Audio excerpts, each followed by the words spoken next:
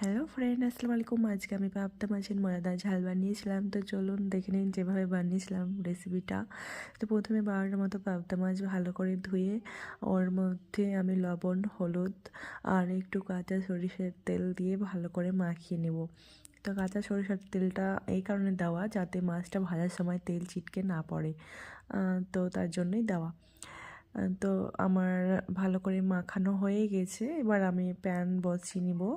প্যানে পরিমাণ মতো তেল দিয়ে নিয়েছি, তেলটা গরমও হয়ে এসেছে। তো এবার আমি মাছগুলো দিয়ে নিব একটা একটা করে। তো বসিয়ে নেওয়ার পর আমি বেশ কড়া করে ভাজবো না, অল্প একটু ভাজবো। তো আমার এক পাশ ভাজা হয়ে এলে আমি ওই পাশটা উল্টে নেব।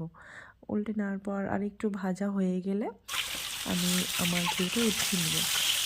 তারপরে যে আমার বাকি মাছগুলো আছে সেগুলো আমি ভেজে নেব। তো ভেজে নেওয়ার পরে আমার প্যানের মধ্যে যে তেলের মধ্যে আর তেল লাগবে না, তো আমি কিছু কালো জিরে আর পেঁয়াজ কুচি আর লবণ দিয়ে দিলাম যাতে পেঁয়াজটা একটু তাড়াতাড়ি ব্রাউন হয়। এর মধ্যে টমেটো পেস্ট আর আদা রসুনের পেস্ট দিয়ে ভালো করে কষিয়ে নেব। কষিয়ে নেওয়ার পর যে বাকি গুঁড়ো মশলাগুলো, হলুদ গুঁড়ো, জিরে গুঁড়ো, ধনিয়া গুঁড়ো, লঙ্কা গুঁড়ো, গোলমরিচ গুঁড়ো, মৌরি গুঁড়ো সব দিয়ে কষানোর পর মাছগুলো দিয়ে নেবো একটা একটা করে। তারপরে পরিমতো জল দিয়ে নেব। জল দেওয়ার পর বেশ নাড়িয়ে চাড়িয়ে ধনেপাতা দিয়ে ঢাকনা দিয়ে ঢেকে দেবো। আর একবার ঢাকনা সরিয়ে আমি মাছটা বেশি ঝাঁকিয়ে নেব, কারণ এটা বেশি নাড়লে ভেঙে যাবে। তো আমার জলটা কমে আসলে ঝোলটা কমে আসলে একটু গ্রেভি গ্রেভি হলেই আমি এটা নামিয়ে নিব। তো বেশ আমার হয়ে গেছে। তো চলুন দেখুন আমার মজাদার পাবদা মাছের ঝাল রেডি।